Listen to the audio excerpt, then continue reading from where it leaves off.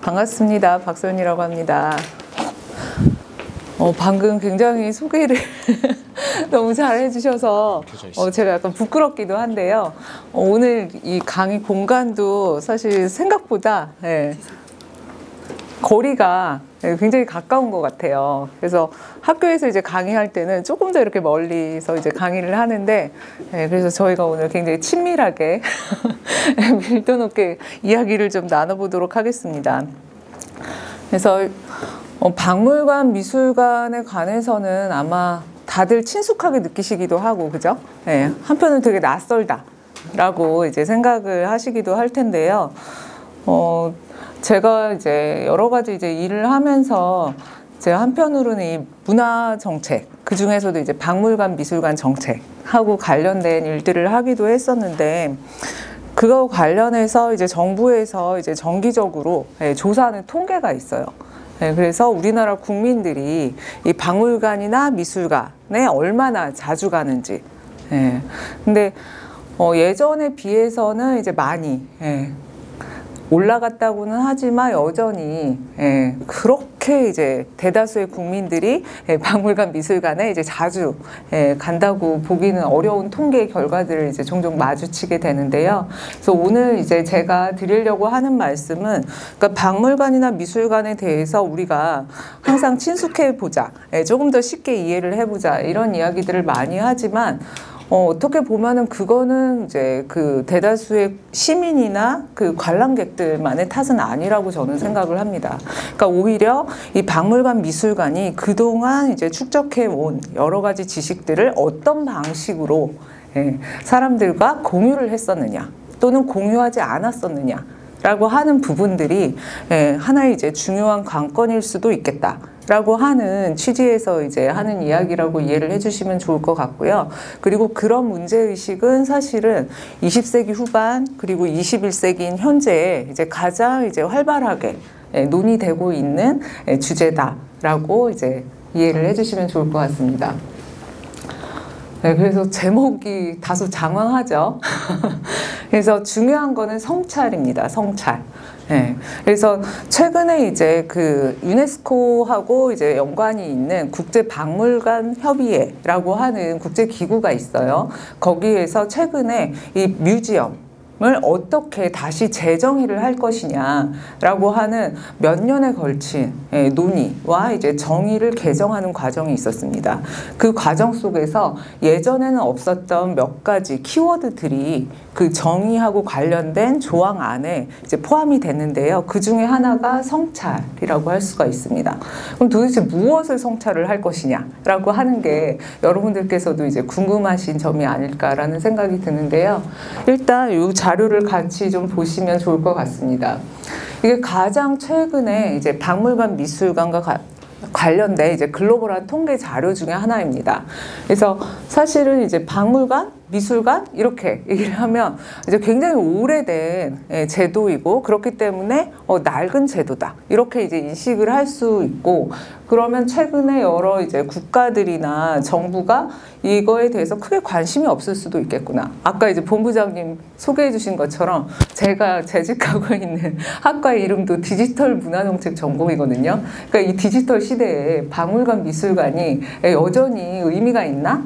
이렇게 이제 생각할 수도 있는데, 통계상으로 보면은 이 박물관, 미술관의 붐은 계속되고 있다. 그래서 꾸준히 그 숫자가 늘어나고 있는 상황입니다. 그래서 지금 왼쪽에 보고 계신 거는 이제 크게 권역별로 나눠서 이 박물관, 미술관이 전 세계에 어떻게 분포되어 있나를 이제 정리를 한 통계 자료인데요. 가장 많은 나라가 이제 미국입니다. 3만 개가 넘어요. 그래서 딴 데는 뭐 서유럽 이런 식으로 그룹핑을 했는데, 미국은 단독으로 3만 개가 넘는다. 그리고 그 다음에 이제 많은 곳이 이제 서유럽과 캐나다를 묶어서 여기도 3만 개가 넘죠. 그리고 다른 데들을 이제 살펴보면 그 다음 많은 곳이 이 아시아 퍼시픽 지역입니다. 그리고 사실은 이스라엘 뭐 이렇게 단독 국가로 되어 있는 데들도 있는데, 상대적으로 이제 다른 지역들이 굉장히 적은 걸 알 수가 있어요. 그럼 여기에서 우리가 질문을 해볼 수가 있죠. 도대체 왜 박물관, 미술관이 이런 불균등한 지역 분포를 보이며 왜 북미와 서유럽 쪽에 이렇게 집중이 되어 있느냐. 이걸 이제 생각해 볼 문제라고 생각을 하고요. 자, 오른쪽으로 보시면 이제 국가별로 표시를 한 건데요. 역시 이제 제일 많은 곳이 이제 미국입니다. 근데 그 다음에 많은 곳이 독일이고, 흥미롭게도 일본과 중국이 5,000개 이상씩 있어서 굉장히 많아요. 러시아도 5,000개 이상이에요. 그래서 실제로 우리의 그 주변 국가들에 얼마나 박물관, 미술관이 많은가 이런 걸 이제 생각을 해볼 수가 있고, 밑에 조금만 내려오시면 그 한국이 있어요. 한국도 최근에 1,000개가 넘었어요, 통계상. 그래서 1,000개가 넘는 경우도 사실 전체적으로 봤을 때 그렇게 적은 경우가 아니다라는 걸 저희가 이제 확인을 할 수가 있는 거죠.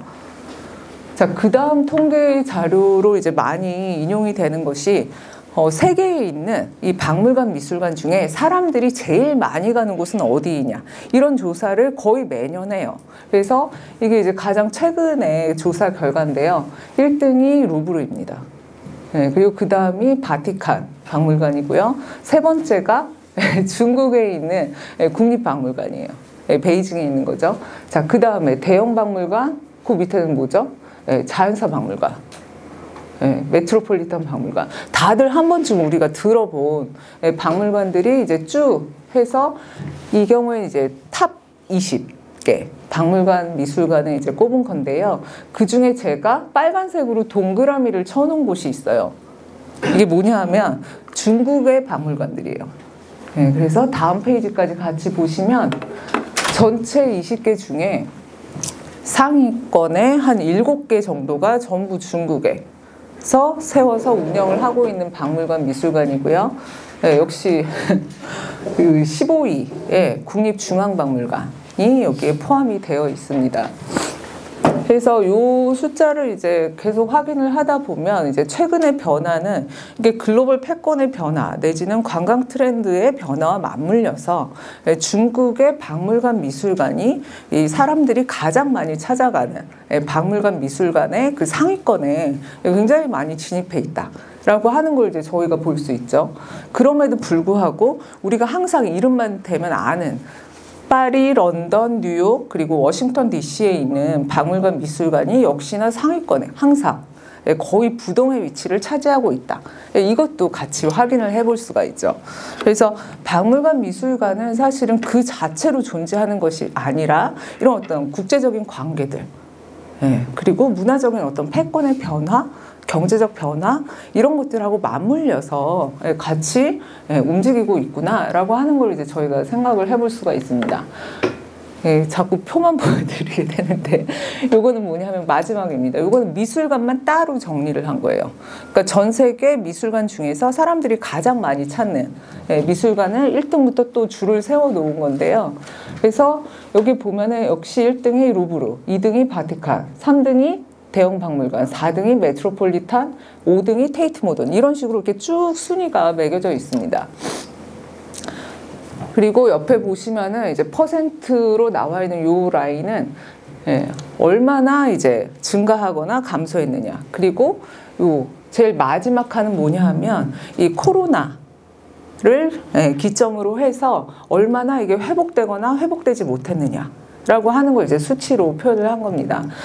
근데 대략적으로 살펴보면 그래도 미술관이라고 이렇게 따로 범주화를 했을 때도 이 관람객들이 지속적으로 증가를 하고 있구나라고 하는 걸 확인을 할 수가 있습니다. 그럼에도 불구하고 이제 많은 박물관, 미술관 중에서는 코로나 이전이죠.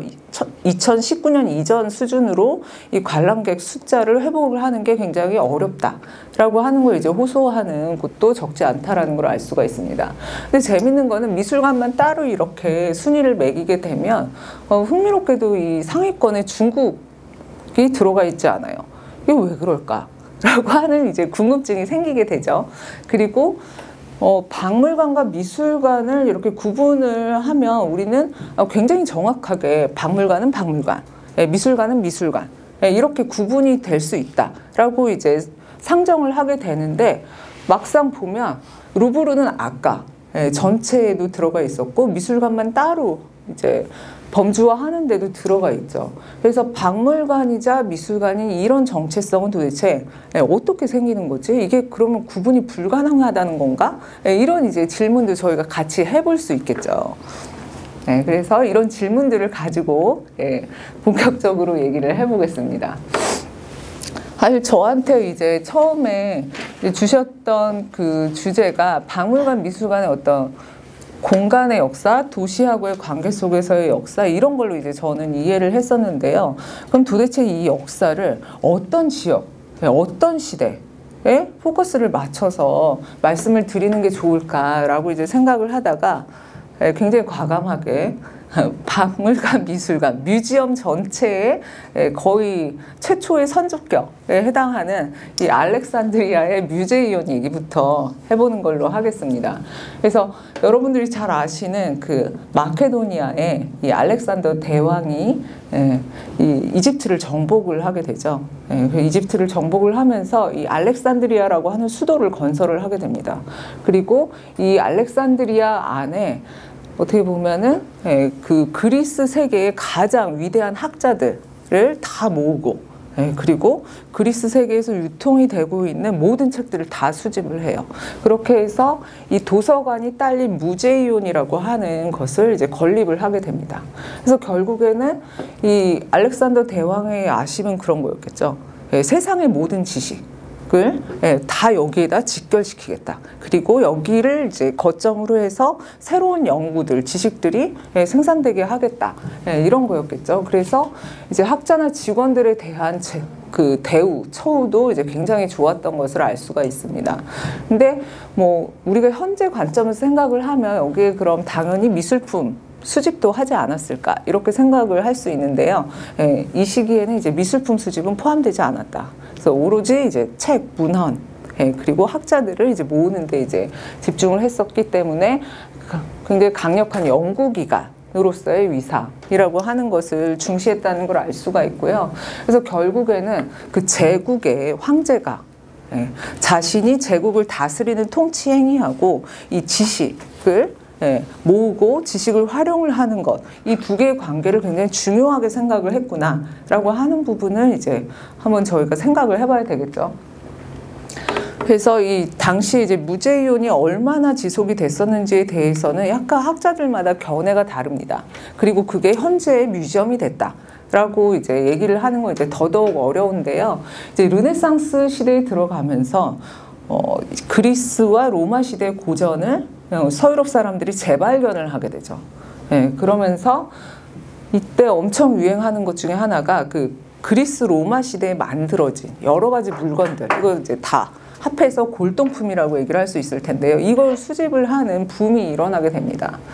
그리고 이 14세기쯤에 이탈리아 르네상스 초창기에 그 대표적인 시인인 페트라르카 같은 사람들 역시 고대 동전을 수집을 자기가 했는데요. 뿐만 아니라 스튜디올로라고 하는 방을 이제 만들게 됩니다. 그래서 스튜디올로는 쉽게 얘기하면 이 사적인 연구실, 자기가 공부하고 생각하는 그런 이제 방이라고 얘기를 할 수가 있을 텐데요. 근데 이 페트라르카로부터 시작이 되는 이 수집과 이 스튜디올로라고 하는 전통이 당대 이제 그 통치자들 사이에도 굉장히 유행을 하게 되죠. 그래서 금세 15세기에 이르게 되면 이 페라라 공국을 다스렸었던 그 레오넬로 데스테라고 하는 사람이 이 궁정 문화 속에서 이 스튜디올로를 운영을 하는 이제 그런 유행을 만들게 됩니다. 근데 요 단계에서 흥미로운 점은 아까 그 알렉산드리아의 뮤제이온에서는 사실 그 미술품 수집이 없었다고 말씀드렸잖아요. 근데 요 시기에 이 레오날도 데스테는 당대 화가들에게 회화를 그리게 합니다. 그래서 이 스튜디올로에다가 그러니까 고대의 그 골동품들을 수집을 하는 동시에 동시대 화가들이죠. 화가들이 그림을 그려서 그거 역시도 이 스튜디올로를 장식을 하는 데 썼었던 거죠. 그리고 이 그리스 로마 신화에 나오는 뮤즈라고 하는 여신이죠. 그래서 보통 뮤지엄, 뮤제이온 이런 것이 이제 어원상 이 뮤즈에서 왔다. 라고 얘기를 하고 이 그리스 신화에서 예술과 학술의 수호신인 이 뮤즈가 결국에는 이 뮤지엄을 이제 그 아이디어 상으로나 실천적으로 구체화시키는데 이제 굉장히 중요한 이제 존재로서 얘기가 되는데요. 르네상스 역시도 이 뮤즈를 이제 중요하게 생각을 합니다. 그래서 당시에 이 레오넬로 데스데 같은 경우에도 뮤즈를 스튜디올로 활동의 어떤 하나의 은유로 생각을 했었던 거죠. 그래서 당시 이제 이런 뮤즈의 초상화가 이제 많이 그려지기도 했다라고 할 수가 있고요.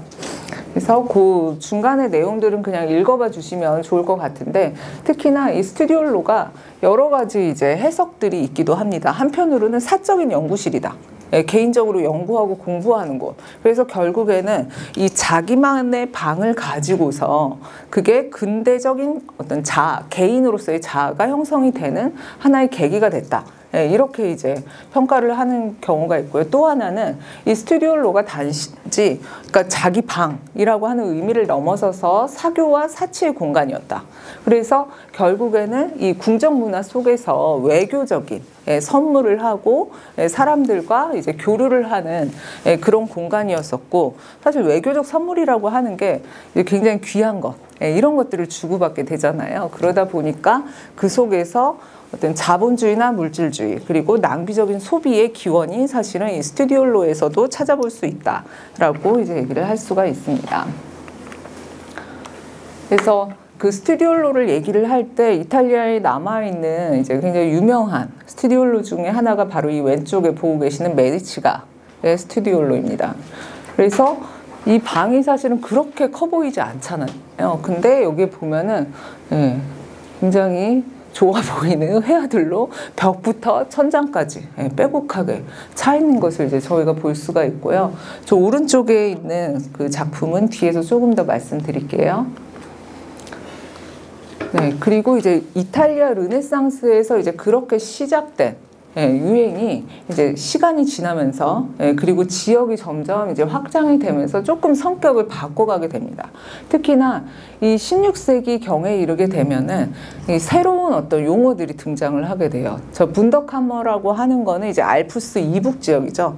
주로 이제 독일이나 오스트리아나 네덜란드 이런 지역에서 이제 사용이 됐었던 건데요. 그래서 분더가 영어로 하면 원더, 경이, 호기심 이런 거고요. 카머는 방입니다. 그래서 이거를 보통 한국말로 번역을 할 때 경의의 방, 호기심의 방 이렇게 번역을 하기도 하고요. 영어로 이게 같은 뜻으로 통용이 됐었던 것은 Cabinet of Curiosities예요. 여기서 Curiosities가 단수가 아니라 이제 복수인데요. 저게 진귀한 물건들이라고 하는 뜻입니다. 그래서 쉽게 말하면 이제 보는 사람이 딱 보는 순간에 하고 이제 경탄을 일으킬 수 있는. 근데 어떤 것이었냐면 예술만 있는 것도 아니고 과학만 있는 것도 아니고 두 개가 혼합된.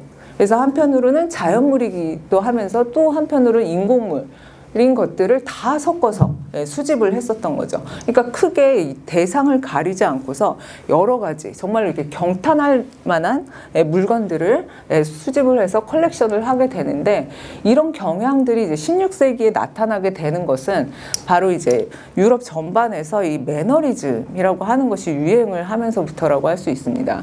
그래서 보통 이제 미술사적으로는 르네상스와 바로크 사이의 어떤 과도기적인 단계라고 얘기를 하는데요. 이 매너리즘 시기는 실질적으로 취향이 르네상스 시기에서 굉장히 많이 바뀌게 됩니다. 훨씬 더 특이하고 여기서 경탄을 일으킨다라고 얘기를 한 것처럼 어떤 독창적이고 과장되거나 왜곡된 그런 것들을 이제 선호를 하는 경향들이 이 지적인 엘리트 아니면 이 통치층에서부터 이제 나타나게 되고요. 그러다 보니까 컬렉션도 당연히 그런 것들을 추구하게 되겠죠.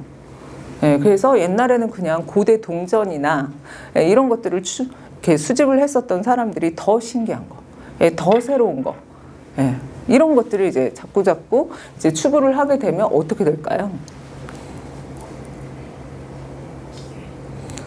네. 그렇죠. 기괴한 거를 어디서 찾게 되죠? 사실 우리가 이렇게 모여 있으면 우리 안에서 기괴한 거 찾기는 쉽지가 않아요. 다 그냥 비슷하잖아요.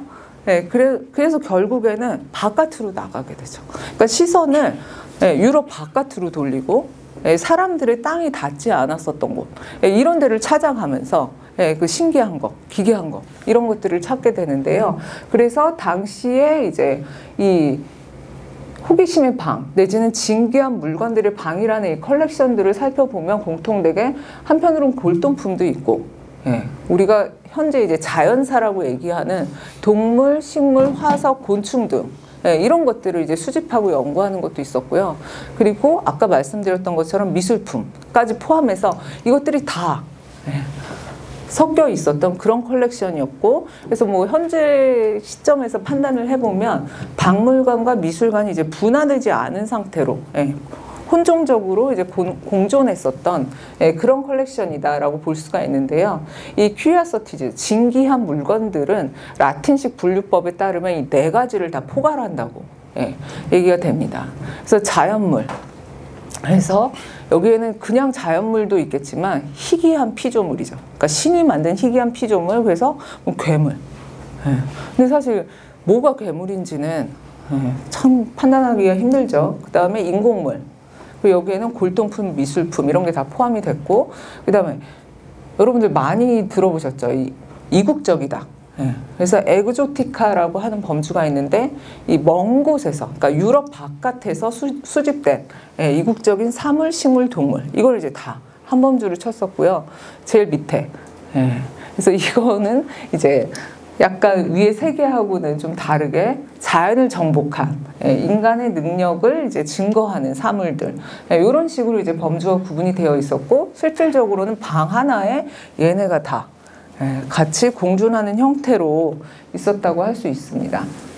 그래서 초창기의 분덕하모 내지는 캐비넷 오브 큐리오시티즈의 사례로 많이 이제 거론이 되는 게 이 왼쪽에 이 판화입니다. 그래서 16세기에 나폴리 약제사, 그래서 이 분이 자기가 쓴 책 제목이 자연사인데요. 그 안에 이제 사파로 넣은 자료입니다. 그래서 가만히 들여다보시면 천장에 뭐가 있죠? 악어가 거꾸로 커다랗게 붙어 있어요. 그리고 악어를 중심으로 해서 갑각류, 그리고 물고기들이 이렇게 쭉 붙어 있죠. 그래서 이게 지금 저희 관점으로 보게 되면 정신없어 이럴 수 있지만, 당시에 이 방을 만든 분, 그리고 이 페란테 임페라토라고 하는 분은 어떤 규칙을 가지고서 저거를 분명히 배열을 했을 거예요. 그렇죠? 그래서 기본적으로는 그 규칙을 저희가 지금 온전하게 이해할 수는 없지만, 자연계의 모든 것을 내가 수집을 하고 이 방 안에 그걸 다 목록화해 보겠다라고 하는 굉장히 야심찬 욕망이 여기에 작동하고 있었다라고 볼 수가 있습니다. 그리고 이러한 열망들이 점점 요 시기부터도 나타나기는 하지만, 여러분들이 잘 아시는 식물원, 동물원 이런 것들의 발전으로까지 이제 다 연결이 된다라고 이해를 해주시면 될 것 같고요. 오른쪽은 현재 실제로 있는 박물관의 전시실입니다. 그래서 볼로냐라고 하는 이탈리아의 한 지역에서 역시 이 박물학자, 자연사 연구를 했었던 이 울리세 알드로반디라고 하는 사람이 자기가 모은 거를 그 시에 기증을 하게 됩니다. 그래서 시에서 그 사람 컬렉션을 따로 이렇게 전시실을 마련을 해서 전시를 한 건데요. 그래서 이 사람도 식물과 동물을 주로 수집하고 연구한 걸 알 수가 있습니다. 밑에 보면 거북이 보이시죠? 네. 그래서 저런 컬렉션들이 요 16세기 이후에 유럽 전반에서 이제 굉장히 유행을 했었고, 여기서 중요한 건 바로 이거죠. 학자가 자기의 어떤 관심사 안에서 수집을 하고 연구를 했어요. 그리고 이거를 시에 기증을 했다는 거죠. 그래서 이 사설 컬렉션이 이 공공적인 어떤 자산으로 이제 넘어가게 되는 이제 그런 과정들을 이제 저희가 볼 수가 있는데요. 그래서 이 시기에는 이게 정말로 대유행이었기 때문에 유럽의 여러 지역들에서 이런 사례들을 볼 수가 있고, 현재도 이 형태의 그 컬렉션을 거의 원형에 가깝게 전시를 해놓고 있는 공간들을 많이 볼 수가 있습니다. 그래서 왼쪽에 보고 계신 사진은 이 오스트리아의 페르디난트 2세의 컬렉션입니다. 그래서 갑옷과 회화 작품과 여러 가지 이제 도구들이 같이 전시가 되어 있고요. 근데 이제 흥미로운 점은 이거죠. 왜 도대체 이 사람은 이렇게 수집을 했을까라고 했을 때, 결국엔 황제의 세계 지배, 예, 그래서 앞에 그 보셨던 자연사 컬렉션이 자연 전체를 내가 목록화하겠어. 예, 이거 굉장히 학구적인 욕망으로 보이지만 무언가를 수집을 하고 그거에 대해서 내가 철저하게 분류하고 체계를 세워서 그거에 대해서 안다는 것이 결국에 어떤 세계를 지배한다. 라고 하는 이런 열망들하고 연결되어 있다라고 하는 이제 논의들이 많이 나왔었는데요. 그래서 이 페르난트 2세는 이 방 이름 자체를 소우주 내지는 세계극장 이렇게 부르기도 했다고 합니다. 그리고 이 분더카머가 너무 이제 유행을 하다 보니까 오른쪽에 보시는 것처럼 저렇게 이 분더카머 자체를 회화로 재현을 하는 것 역시도 대유행을 하게 됩니다. 왜 그럴까요? 이 소우주나 세계극장이 결국엔 이거를 이제 수집하고 소유하고 있는 사람, 이 사람의 어떤 그 세계에 대한 어떤 취향, 이해, 세계관, 나아가서는 어떤 지배하려고 하는 어떤 욕망들을 다 투영하고 있다고 하면 이 분더카머 자체가 그 사람의 어떤 정체성, 나는 누구인가 라고 하는 걸 이제 표현을 하는 그런 거일 수도 있겠죠. 그래서 오른쪽에 보시는 것처럼 저렇게 회화로 이 캐비넷을 재현을 한 사례들이 이제 굉장히 많이 이제 확인이 되는데요. 여기 지금 보고 계신 작품들도 마찬가지입니다. 그래서 여기 보면은 이 수집한 물건들이 그 사람을 말해주게 되는 그런 상황이 되겠죠. 그래서 여기에서도 여러 가지 조개 껍데기 같은 것들과 조각상 그리고 회화 작품들이 같이 혼재해 있는 거를 이제 저희가 확인을 할 수가 있는데요. 그 옆에는 이제 굉장히 바로크적인 특징들을 이제 잘 보여주고 있는데 그 중에 그 오른쪽 상단에 보면 그 해골이 있죠. 그래서 이 해골은 이제 바로크 시대의 메멘토 모리. 그래서 인간은 언젠가는 죽는다. 그러니까 죽음에 대한 어떤 자각과 인식이라고 하는 부분들이 이제 굉장히 중요해지게 되는데요. 그래서 그런 어떤 죽음에 대한 인식이 결국 인간이 삶을 더 잘 이해하려고 하는 그런 충동들과 결합이 되고 그게 결국에는 그 한 17세기쯤부터 그 서양에서 이제 과학이 발전해 나아가는 그런 흐름들하고 이제 맞물려서 이런 컬렉션들이 끊임없이 만들어지고 유행이 타게 되는 그런 현상들과 연결이 됐다라고 이해를 해볼 수가 있겠습니다. 근데 이제 제가 계속해서 저 호기심의 방, 분더카머 얘기를 이제 드리려고 하는 건 아니고요. 그래서 저런 컬렉션들이 어떻게 현재 우리가 알고 있는 그 박물관, 미술관으로 넘어오게 됐을까? 라고 하는 부분입니다. 그래서 이제 영국에서 이제 최초의 공공박물관이다. 이렇게 이제 평가가 되는 게 지금 보고 계시는 이름이 굉장히 어려요. 무자에움 트러데스칸티아눔. 네. 그래서 트러데스칸티아눔은 이 컬렉션을 만든 사람의 이름을 딴 거예요. 그래서 원래 이제 영국에서 1600년대 왕실 정원사로 일했었던 존 트러데스칸트라고 하는 사람이 있었는데요. 이 사람이 이제 자기 직업상 정원사잖아요. 그러니까 식물 연구를 이제 굉장히 많이 하겠죠. 그래서 수집을 하고 연구를 하면서 자기 집 런던에 자기 집을 사서 그 자택을 박물관으로 만듭니다. 그리고 거기에다가 방주라고 하는 이름을 붙이게 돼요. 방주하면 떠오르는 거 혹시 없으세요? 네, 맞습니다. 조금 더 크게 말씀해 주셔도 괜찮습니다. 네, 그래서 노아의 방주 기억나시죠? 대홍수가 나요. 그러면은 거기서 노아가 그 동물들을 이렇게 딱 그 커플씩 한 커플씩 해가지고 이제 태우게 되는데요. 그래서 이분이 왜 저기다 방주라고 하는 이름을 지었을까라고 생각을 해볼 때 결국엔 여러 가지 식물 표본들을 이제 본인이 수집하고 동물 표본들을 수집을 해서 그거를 이제 저기다가 전시를 했었던 거죠. 근데 이게 왜 최초의 공공박물관이라는 평가를 받게 되느냐? 바로 이것 때문입니다. 그렇게 수집을 해서 그 이전까지의 궁정문화나 귀족문화 안에서는 그 정말 외교적인 관계, 사교적인 관계 안에서만 그거를 이제 보여주고 거기에서 이제 대화나 토론을 나누게 되는데요. 일반 공개를 한 거예요. 그러니까 여태까지 내가 잘 알던 사람도 아니고 그리고 외교적, 정치적, 경제적으로 중요한 관계에 있는 사람들도 아닌데 그냥 개방을 해버린 거죠. 단 입장료는 받았습니다. 네, 그래서 저 일반 공개라고 하는 것이 이 근대 이후에 공공박물관을 규정을 할 때 굉장히 중요한 요소예요. 네, 그래서 트로데스칸트의 이 방주가 이 최초의 공공박물관이다 이렇게 평가가 되는 건데요. 그래서 중요하게 하나 더 봐주실 점은 바로 이겁니다. 이 사람이 어떻게 수집을 했을까? 네, 왕실 정원사면 항상 정원에서 일하는 거 아닌가 이렇게 생각할 수 있는데요. 이 사람이 유럽, 북아프리카, 북극권까지 다 돌아다니면서 수집을 하게 돼요.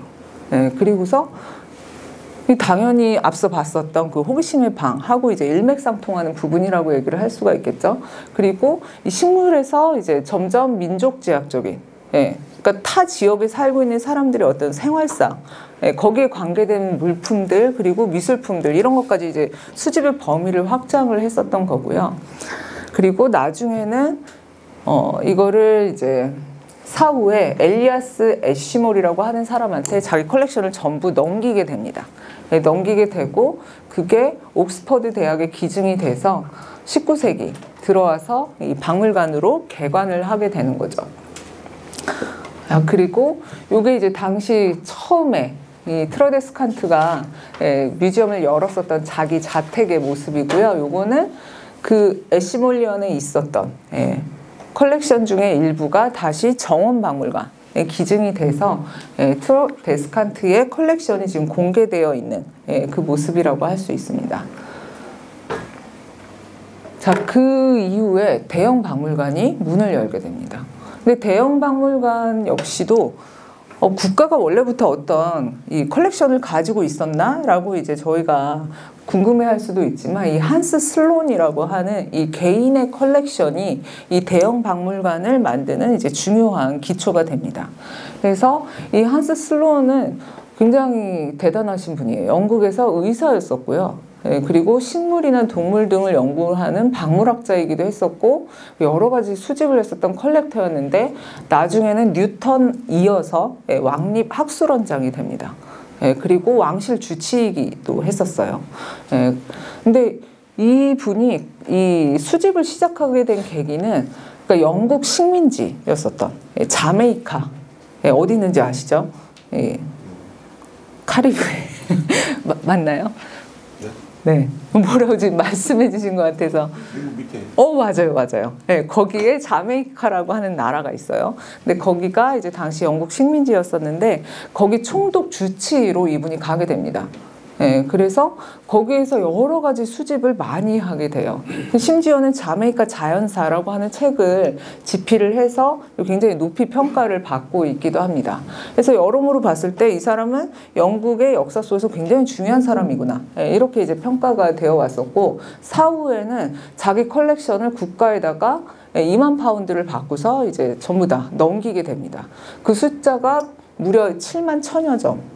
이라고 해서 이 대형 박물관을 이제 만드는 토대가 된 컬렉션이다. 이렇게 이제 계속해서 이제 평가를 받고 있는데요. 이 대형 박물관 역시도 이 공공 박물관으로서 굉장히 중요하게 평가된 이유가 무엇이었을까요? 바로 대중에게 일반 공개를 한다. 근데 앞서 보신 그 트로데스칸트의 뮤지엄과 다른 점은 무료로 여기 이제 입장료를 더 이상 받지 않는다는 거였죠. 근데 저게 당시에는 굉장히 논란이 됐었어요. 어떤 지식의 어떤 접근성, 배움이라고 하는 거는 그냥 하층민들이 할 수 있는 일이 아니다. 이거는 신사들만의 특권이다. 라고 하는 인식이 이 엘리트들한테 굉장히 강력했었기 때문에 이 일반 공개가 역사적으로 이제 굉장히 중요한 사건이 되는 것이죠. 근데 흥미로운 점은 굉장히 최근 들어서 21세기 들어서죠. 이 한스 슬론의 컬렉션에 관해서 문제제기가 나게 됩니다. 그래서 이게 지금 한스 슬론의 흉상입니다. 이 흉상을 2020년에 대형 박물관이 우린 이걸 딴 데로 옮겨야 되겠다. 이런 결정을 내리게 됩니다. 이유는 뭐였었냐 하면 이 한스 슬론과 노예무역 사이의 관계 때문이었습니다. 그래서 저기 제가 빨간색 글씨로 자메이카가 영국 식민지였다. 그리고 저기에서 슬론이 처음 여러 가지를 수집하기 시작했다. 이렇게 말씀을 드렸잖아요. 그럼 이 사람은 어떻게 수집을 하게 되느냐라고 하는 거죠. 그래서 실제로 이제 슬론이 자메이카에 있는 동안에 이 엘리자베스 랭글리 로즈라고 하는 여성을 만나서 결혼을 하게 됩니다. 근데 이 로즈는 이제 전 남편이 이 자메이카에서 노예 무역을 굉장히 크게 하던 사람이었었어요. 그래서 여기서 노예는 다 어디서 오냐 하면 그 여러분들이 잘 아시는 그 가나 요 지역 있잖아요. 흔히 그 노예 해안이라고 불리는 거기에서 이제 엄청나게 많은 이제 노예들이 배를 타고 이쪽으로 팔려오게 되죠. 그거를 거의 뭐 수백 명씩 정기적으로 이제 샀고 팔고 했었던 사람이고요. 그리고 당시에 이 노예들이 일을 하는 그 사탕수수 농장, 설탕 농장을 이제 같이 운영을 했는데 이 전 남편이 죽으면서 그거를 전부 이 로즈라고 하는 여성이 상속받게 되고 두 사람이 결혼을 하게 되면서 이게 이제 슬론의 재산이 되기도 한 거죠. 그래서 이 노예 농장에서 나오는 재산을 가지고서 일단 컬렉션을 했다라고 하는 것이 이제 문제가 됐고, 뒤에 가서 조금 더 말씀드리겠지만 실제로 수집을 하는 과정에서 이 노예들을 이제 굉장히 많이 활용을 했었던 거죠. 그리고 아프리카인에 관한 여러 가지 수집품들이 이 노예들로부터 또 수집한 것이기도 했다라고 하는 사실들이 이제 밝혀지게 됩니다. 그래서 어떻게 보면 이건 수집의 윤리에 관한 것이겠죠. 그래서 이게 이제 논란이 되면서 2020년에 이제 대형 박물관장이었던 하트윅 피셔가 이렇게 이제 인터뷰를 하게 됩니다. 그래서 우리는 그를 대좌, 이 흉상의 받침대에서 내렸다. 그리고 우리는 아무것도 숨기지 말아야 된다. 그러니까 여태까지는 이 슬론의 바로 위의 부분들, 이 사람이 얼마나 위대한 사람이고 얼마나 수집을 열성적으로 했으며, 이게 그 오른쪽에 보고 계시는 게 슬론이 자기가 이렇게 수집을 했었던 물건들을 정리해둔 트레이입니다. 그래서 그런 부분들만 이제 부각이 되는데 바로 이 어두운 부분들, 이런 것도 숨기지 말고 얘기를 해야 한다라고 얘기를 하고요. 그 뒤에 이제 한마디 덧붙이죠. 그러니까 지식은 치유여야 한다.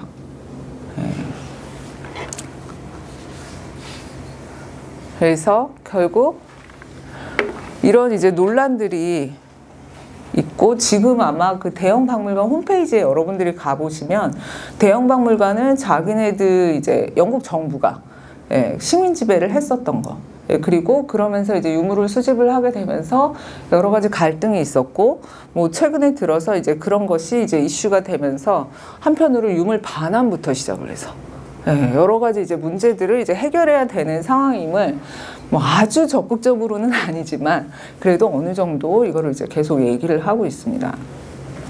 자, 저런 이제 과정에 이르게 되는데 2017년에 이 역사학자인 제임스 델보어라고 하는 사람이 이런 책을 내게 됩니다. 슬론과 대형 박물관의 기원.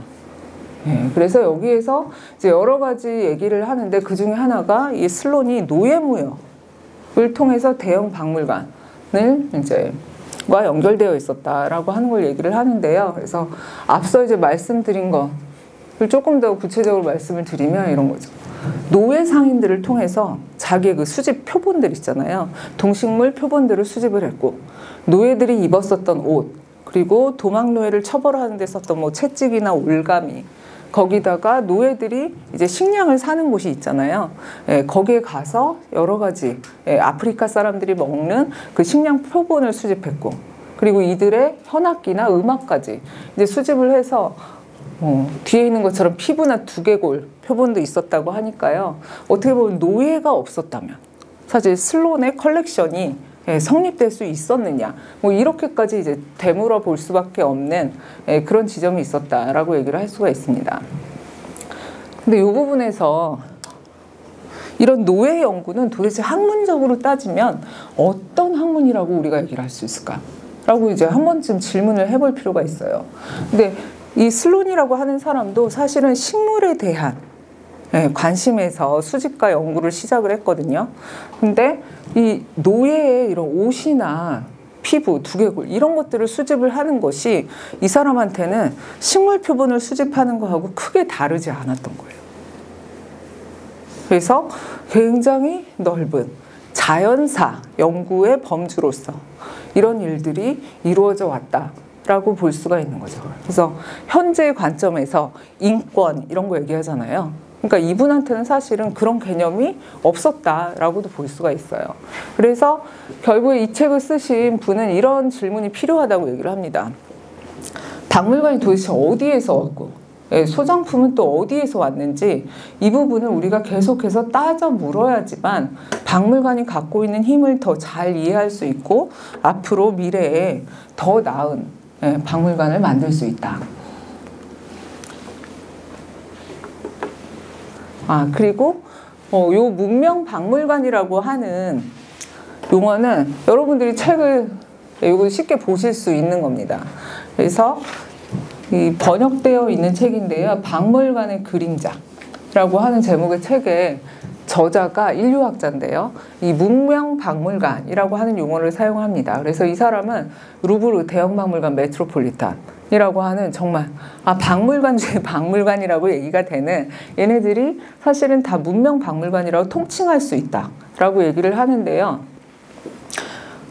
좀 전에 보신 그 슬론의 사례에서처럼 그런 논란이 생길 수밖에 없는 근원도 여기에 있다고 지적을 합니다. 그래서 이 문명이라고 하는 것이 인류 역사에 대한 계몽주의적인 관점, 즉 모든 인간 사회는 낮은 상태에서 고등한 상태로 계속해서 진보한다. 그래서 이 진보가 궁극적으로 도달하는 곳이 문명이다. 라고 하는 상정 위에서 이 문명이라고 하는 개념이 이 서유럽의 열강들을 중심으로 해서 이제 계속 발전해 왔다는 거죠. 그리고 문명의 대척점엔 뭐가 있을까요? 바로 이 원시 사회가 있다. 문명하지 못한 사회가 있다는 거죠. 그래서 요 시기에 이제 여러 가지 진화론을 비롯한 새로운 어떤 과학 이론들이 등장을 하게 되는데요. 이제 그런 것들과의 관계 속에서 이 문명이라고 하는 개념들이 점점 이제 발전해 왔다라고 얘기를 할 수가 있는데, 이 타일러라고 하는 인류학자가 요 시기에 썼었던 책에서 이런 식으로 이제 평을 합니다. 그래서 유럽과 미국 사람들은 인간 사회를 한 줄로 세울 수 있다고 생각을 했다는 거죠. 그리고 자기네들을 한쪽 끝에, 즉 문명 쪽에 두고 나머지 사람들은 저쪽 끝에 두고서 그 사이에 또 이렇게 2등, 3등, 4등, 5등을 놓듯이 배치를 할 수 있다라고 생각을 했다는 거예요. 그래서 결국에는 이게 당시에 많은 그 제국주의 열강들 그래서 이제 지배적인 이 사고 방식이 되는데요. 그래서 사실 굉장히 무서운 얘기인 거죠. 이렇게 사람들이 있어요. 있는데 누군가는 문명한 사람이고 누군가는 야만인이고 이거를 어떻게 가려내고 계층화할 수 있을까요? 어렵죠. 어려운데 이 시기에는 그걸 위해서 굉장히 많은 학문들이 발전을 하게 됩니다. 그래서 야만인들을 연구를 하면 할수록 점점 계층화를 하게 되는데요. 그래서 이게 이제 한국을 비롯한 동아시아 쪽에도 이런 개념들이 들어오게 되는데요. 야만과 문명 사이에 미개라고 하는 개념이 있어. 이런 얘기들이 이제 나오기도 했었던 거죠. 그래서 이런 어떤 야만인을 계속해서 어떤 계층화해서 대상화하는 이런 시각들이 사실 자연사 박물관, 그리고 인류학 민족학 박물관, 그리고 미술관으로 이제 분화하고 발전하는 그런 어떤 측면들하고 사실은 연결되어 있다라고 볼 수가 있겠죠. 이 단계에서 자연사 박물관에 포함이 되는 그 인간들 내지는 생명체들은 어떻게 보면은 문명의 발전 단계, 진보 속에서 제일 낮은 단계에 있다라고도 볼 수가 있는 거죠. 그리고 이 미술이 사실은 이 문명, 문화의 꽃인 것처럼 이제 취급되어 온 측면들이 분명히 있다라고 말씀을 드릴 수가 있을 텐데요. 지금 저희가 거의 엄청난 시간을 단순히 이렇게 얘기를 하고 있습니다. 그래서 지금 연도를 보시면 19세기까지 왔어요. 제가 그 트라데스칸트 뮤지엄 말씀드렸고, 그 다음에 대형 박물관 말씀드렸죠.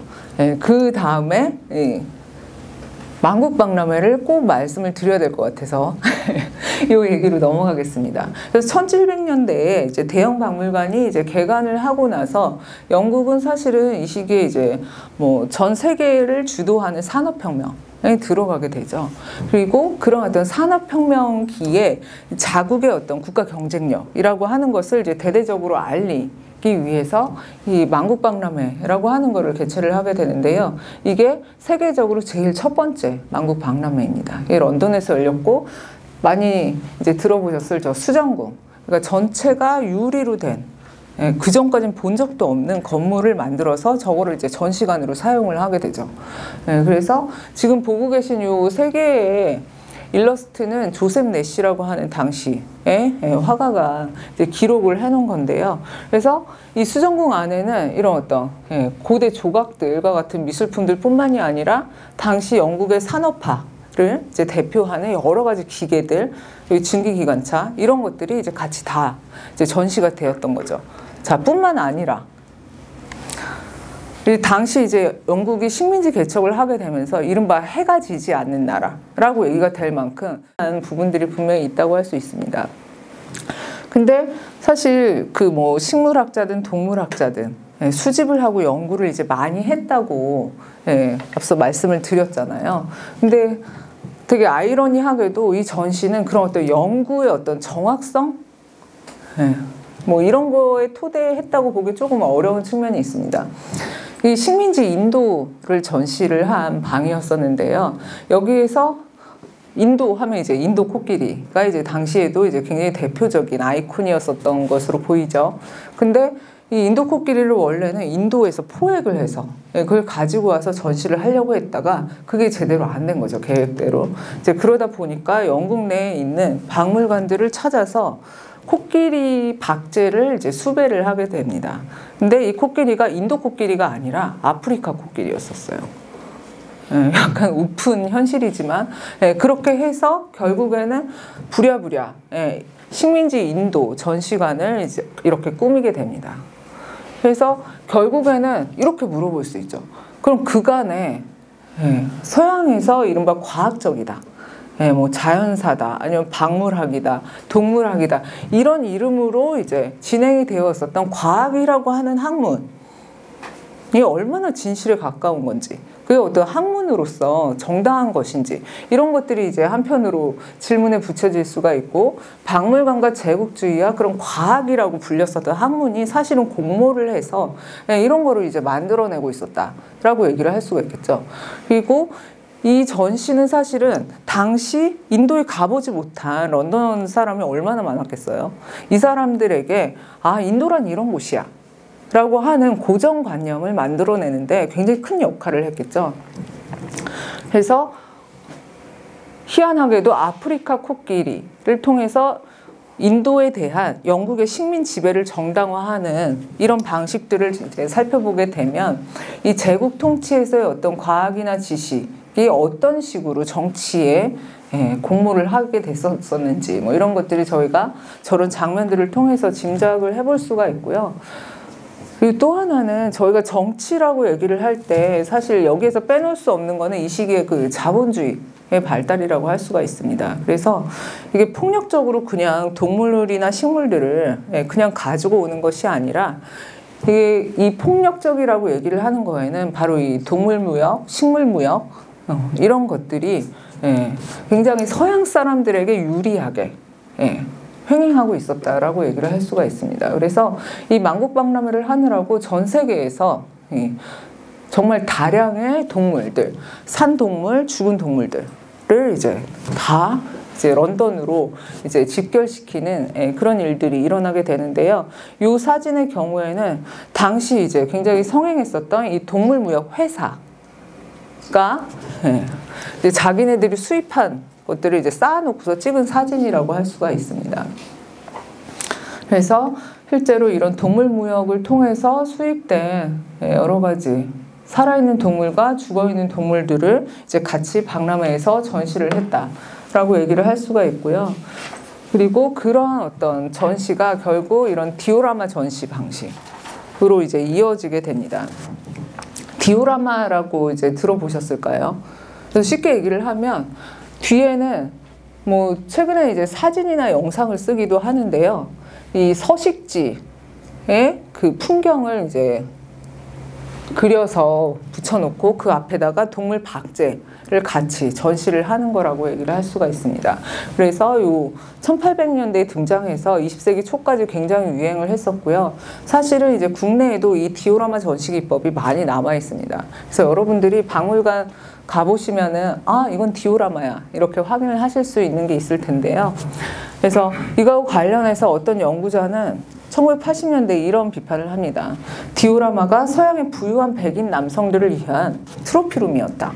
예, 그래서 유럽 바깥에 나가서 엄청나게 약탈하고 폭력적으로 이런 것들을 이제 쟁취해 온 그런 어떤 기념품처럼 됐었다라고 얘기를 하는데요. 지금 보고 계신 장면들은 실제로 이제 당시에 박제를 만들고 있는 과정입니다. 그래서 이 박제 제작 과정을 잠깐 설명을 드리면, 그 박제 그 죽은 동물의 가죽은 동물에서 취한 거를 사용을 하겠죠. 근데 그 안에 있는 골격, 이거는 전부 다 사실은 동물 뼈가 아니라 실제로 뭐 나무든 뭐든 여러 가지 재료들을 사용해서 이렇게 골격을 잡고 가죽만 씌우는 거예요. 그렇기 때문에 이 박제를 보면 우리가 아 살아있는 것 같아 이렇게 느끼기는 하지만 이건 진짜 살아있는 동물하고 동일한 것이라고 볼 수는 없는 거겠죠. 그래서 이런 이제 박제를 해서 이 박물관 미술관에 전시를 하게 되는 것, 그리고 그렇게 전시된 동물들이 대중들의 계몽이나 이제 오락의 대상으로 이제 계속해서 이제 확장이 됐었던 것, 이제 이런 것들을 생각을 해보면 복잡한 심경이 되기도 합니다. 그래서 이런 질문을 던지기도 해요. 그러니까 디오라마 전시가 왜 그렇게 이 박제들을 양산을 하면서 당시에 성행했을까? 한마디로 얘기를 하면 이 문명이라고 자처했었던 이 서유럽 국가들, 열강들이 사실은 아프리카든 오세아니아든 식민지로 삼았던 곳들의 자연환경, 인간의 삶의 터전들을 전부 다 파괴를 했었던 거죠.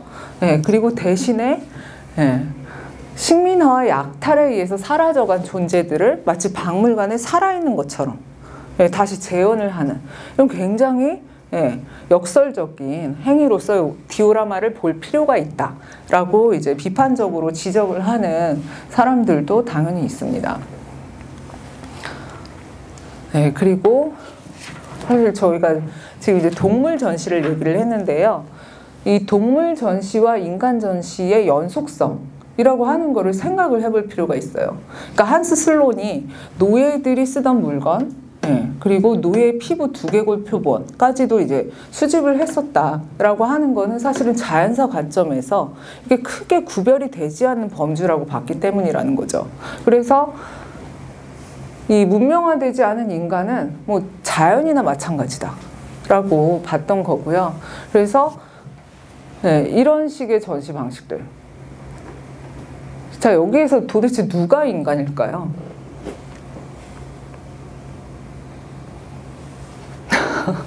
너무 어려운 질문. 그리고 오른쪽에 있는 이 마네킹들은 인간의 모습일까요? 아니면 동물? 모르겠죠.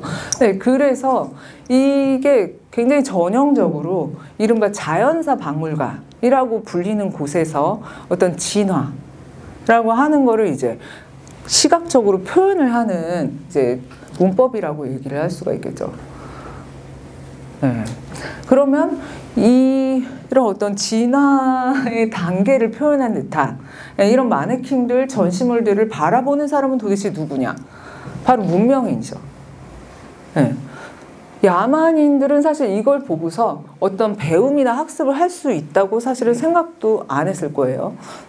그래서 결국에는 이 어떤 시선을 통해서 보는 주체, 그리고 보는 거를 당하는 대상이라고 하는 관계가 여기서 또 자연스럽게 이제 성립이 된다는 거죠. 그래서 중요한 거는 제가 자연사 관점이라고 말씀을 드렸는데 이 야만이라고 하는 개념 자체가 예, 인간 중에 많은 사람들을 바로 이 자연의 일부, 그래서 진화 이전의 어떤 존재, 그리고 그렇기 때문에 문명에 의한 식민 지배가 정당하다. 여기까지 나아가는 하나의 그 논리적인 틀을 구축을 해왔다라고 얘기를 할 수 있습니다. 근데 이 박물관이 캘커타의 인도 박물관, 오른쪽은 나이로비의 국립박물관입니다. 그러니까 사실은 식민 지배 경험이 있는 국가들의 국립박물관이죠. 근데 자연사 박물관의 전시 문법이 사실은 독립 후에도 저런 나라들에서도 박물관 전시는 이런 거야 라고 하는 관점에서 이렇게 여전히 채택되고 있는 점들, 이런 것들도 저희가 생각을 해볼 수가 있고요. 그 연장에서 당시에 이제 발전했었던 인류학적인 관점에서 아까 제가 여쭤봤었던 그 진화의 단계에서 어디까지가 인간이고 어디까지가 인간이 아닌지, 그런 것들을 이제 규명을 하는데 당시에 많은 사람들이 집중을 하고 있었다. 그래서 이 왼쪽 사진에 있는 사람은 오타벤가라고 하는 사람인데요. 인류학자들이 진화의 잃어버린 고리다라고 이제 얘기를 했었던 사람이고, 뉴욕에 있는 동물원에 이 사람을 산채로 이제 전시를 했었습니다.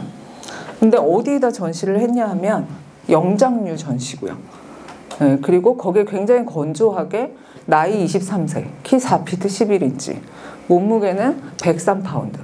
어디서 왔냐 하면 중앙아프리카 콩고 카사이강에서. 그래서 누가 데리고 왔다. 그러니까 사실은 우리가 동물원에서 그 이렇게 울타리 쳐져 있고 그 울타리 안에 이제 동물들을 보게 되는데, 그러니까 그 안에 있는 동물들을 사실은 바라보고 있는 나하고 동일시하는 경우는 거의 없어요. 그렇죠? 그래서 이 잃어버린 고리라고 얘기를 했지만 이 오타벤가를 사실 당시 사람들은 사람이라고 생각을 안 했었던 거죠. 그러니까 동물원 영장류 구역에 전시를 했고, 전시할 때마다 이렇게 침팬지를 좀 안고 있어 줄래? 이런 식으로 계속 연출을 하기까지 했었다. 그래서 우리가 박물관 전시의 관점이 사실은 어떤 것이었나라고 하는 거를 이제 생각을 해볼 때 굉장히 슬픈 역사죠. 그리고 이 오타벤가 이상으로 이제 유명한 사람이 바로 이 사라 바트만이라고 하는 여성입니다. 그래서 이 사라 바트만은 남아프리카 출신이에요. 남아프리카 출신인데 이 사람이 어찌어찌 해서 이제 케이프타운을 거쳐서 런던으로 오게 됩니다. 근데 런던으로 와서 뭘 하게 되냐 하면 이 전시를 당하게 되죠. 그래서 쇼에 출연을 하게 됩니다. 그래서 거의 반나체 상태로 이제 쇼에 출연을 하게 되는데, 이 여성의 어떤 신체적인 특징, 둔부가 굉장히 발달했고 등등의 이런 신체적인 특징을 놓고서 결국에는 놀라운 인종 표본이다, 이런 어떤 인류학적인 평가가 따르게 되고, 이게 대중적인 어떤 이 전시나 공연에 계속해서 노출이 되면서 이 사람에 대해서는 굉장히 오락, 흥미 위주의 그런 시선들이 이제 가닿겠죠. 그래서 결국에는 유럽에서 1815년에, 그러니까 1807년, 1810년경에 이 런던으로 오게 되는데 몇 년 이제 생활을 못하고 이제 사망을 하게 됩니다. 근데 사망 후에 이 사람은 어떻게 됐을까요? 그래서 이 사라 바트만이 이제 사망한 이후에 당시 이제 국립박물관장이었던 퀴비에라고 하는 사람이 이 사라의 시신을 해부를 하게 됩니다. 그래서 해부를 하면서 몸 전체에 이 본을 뜨게 되죠. 그래서 이런 모형을 만들고 두개골, 뼈, 그리고 그 외부로 노출된 그 생식기, 뇌, 이런 것들은 전부 다 따로 절단을 해서 이제 각각 보관을 했었다고 하는데요. 그러면서 이 퀴비에가 이런 질문을 던집니다. 이 사라를 과연 호모사피엔스로 볼 수 있을까? 그리고 이렇게 만들어진 이 신체 모형은 굉장히 여러 곳에서 전시가 됩니다. 그래서 파리가 굉장히 이제 공을 들였었던 이 만국박람회, 그 이후에는 자연사박물관, 인간박물관, 그리고 1994년에는 오르세 미술관에서 전시가 되기까지 하죠. 그래서 이 장구한 세월을 거치면서 이 사라 바트만의 신체 모형은 처음에는 자연사 내지는 인류학 표본이라고 하는 지위에서 오르세 미술관 전시에 이르러서는 미술 작품으로까지 그 위상이 변화하는 그런 이제 운명을 거치게 됩니다. 근데 다른 한편 이 사라 바트만의 출신 국가 남아공이죠. 남아공에서는 1994년에 처음으로 민주주의적인 선거에 의해서 넬슨 만델라가 이제 대통령으로 당선이 되죠. 그리고 남아공에서 이 사라 바트만의 유해를 반환하라라고 하는 운동이 벌어지게 됩니다. 그래서 정부가 협상을 하게 되죠. 근데 처음에 프랑스 정부는 안 된다라고 거절을 해요. 왜냐하면 국립박물관이 소장하고 있는 국유 재산이기 때문에. 하지만 결국에는 이제 몇 년에 걸친 협상 끝에 돌아오게 됩니다. 돌아오게 되는데요. 그러고 나서 이제 결국에는 이제 매장이 되고 기념비가 세워지게 됩니다. 그리고 이 사라 바트만에 대해서는 보시는 것처럼 아프리카 여성의 아이콘이다. 그리고 식민지 시대의 여성들이 겪은 치욕의 증언자다. 이런 이제 굉장히 큰 역사적인 평가가 이어지게 되는데, 그 시기에 이 만델라를 이어서 두 번째 대통령이었었던 이 타보 음베키가 이렇게 얘기를 합니다. 그래서 진정한 야만인들은 유럽의 계몽주의를 설계하고 그들을 따랐었던 유럽인들이다 라고 얘기를 하는 거죠.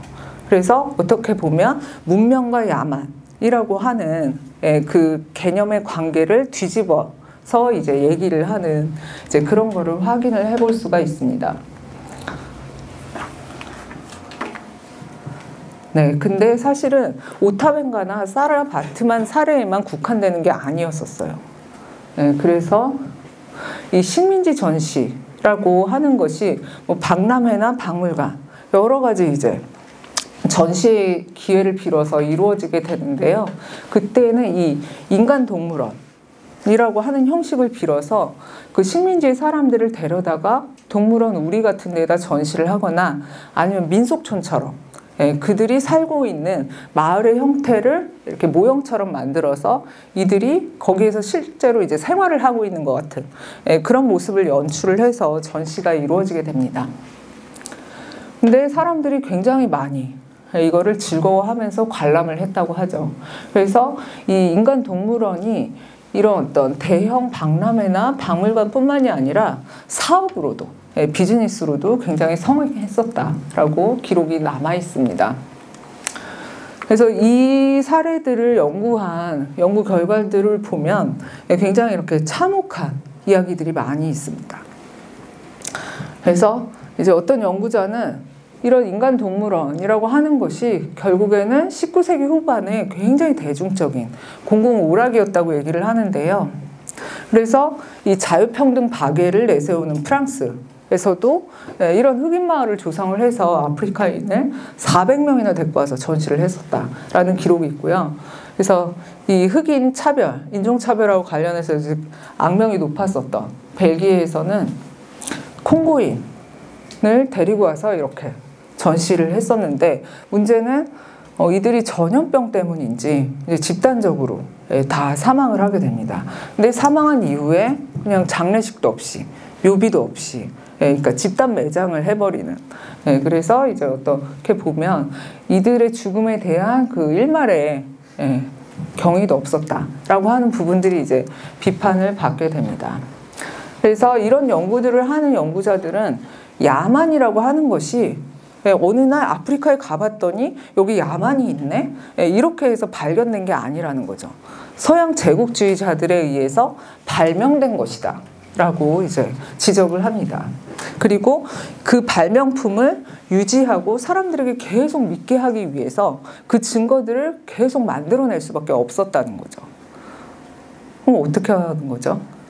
이 사람들은 우리와 같은 사람이 아니다 라고 하는 증거를 계속 만들어내고, 그럼 그게 굳어지고 세대를 넘어서 계속 계승이 되다 보면 우리가 요새 말하는 혐오와 차별, 이라고 하는 인식이 너무나 이렇게 숨 쉬는 것처럼 자연스러워질 수 있다는 거죠.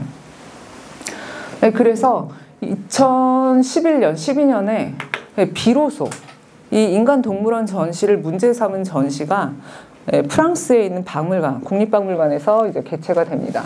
이게 이제 당시 그 전시의 포스터입니다. 그리고 이 전시를 이제 주도했었던 것은 당시 이제 프랑스 국가대표 축구 선수인데요. 그래서 이 축구 선수가 은퇴를 하고 나서 인종차별 반대 운동을 계속했어요. 그러면서 이제 이 전시를 이제 기획하고 주도했는데 이런 인터뷰 내용을 남기죠. 우리가 갖고 있는 편견에는 역사가 있다. 그냥 만들어진 게 아니라고 하는 거고요. 그리고 백인이 생물학적으로 우월하다. 이런 얘기는 백인들이 만들어낸 이야기라는 거죠. 그래서 이 튀랑은 한마디로 이렇게 얘기를 합니다. 호모사피엔스는 하나의 인종이다. 흑인종이 따로 있고 백인종이 따로 있고 이런 게 아니라는 거죠. 근데 이 얘기가 굉장히 가슴 아픈 게 저는 사실 이사진이었었는데요. 저게 마지막 인간동물원이 남아있었던 벨기에의 그 장면입니다. 그래서 이게 1958년까지 유지가 됐었는데 거기에 이제 우리 안에 있었던 한 소녀예요. 근데 이 우리 바깥에는 먹이를 주지 마시오 라고 하는 표지판이 걸려 있었다고 하죠. 그래서 우리 바깥에 있는 이 수많은 백인들이 너무 즐거워하면서 이 아이한테 뭔가 먹을 거를 이제 계속 주고 있는 장면이죠. 그래서 이 인간동물원이라고 하는 것이 정말 인간이란 무엇인지 이거를 이렇게 현재에 와서는 오히려 이제 되물어보게 하는 그런 측면이 이제 분명히 있다라고 생각을 할 수 있고 이 인종차별이 어디까지 갈 수 있는지를 이제 저희가 상상을 해볼 수 있게 하죠. 네. 뒤에는 좀 빨리빨리 넘어가겠습니다. 네. 그래서 이게 사실은 이 인간동물원 내지는 이런 어떤 인간쇼, 동물쇼 이런 것들의 증거들을 저희가 여기저기서 이제 살펴볼 수가 있는데요. 그 중에 하나가 이 마네의 작품입니다. 여러분들 잘 아시는 작품이죠. 인상주의의 이제 대표적인 화가 중에 한 명이 마네가 그린 폴리 베르제르의 바에 서 있는 이제 여성을 그린 초상화다. 보통 이렇게 알려져 있는데 사실 이 작품을 가만히 들여다보면 되게 신기해요. 이 뒤에가 이제 거울이라고 하는데요. 이 거울 안에 사람이 너무 많아요. 사람들이 정말 꽉 차게 앉아 있어요. 그리고 보통 저기가 이제 바다 이렇게 알려져 있는데 바가 엄청 큰가 보다 이렇게 생각을 할 수도 있지만 사실 여기는 극장이기도 했었던 거죠. 그래서 자세히 들여다보면 그 오페라 볼 때 그 오페라 글라스를 든 여성이 그려져 있기도 해요.